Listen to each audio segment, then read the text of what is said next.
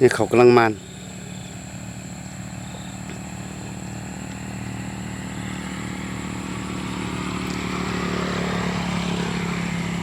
นี่คือซีเมนต์ข้าวเหนียวต้นมันใหญ่เนาะสูงเมืองสังทองเด้องามหลายฟาร์มเมืองสังทองธรรมศาสตร์บ้านนา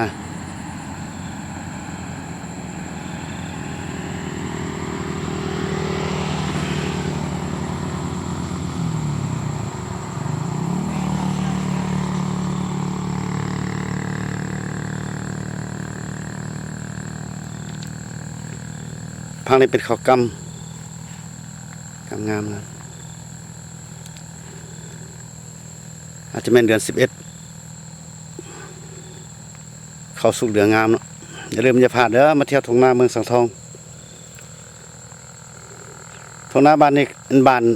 นาหอย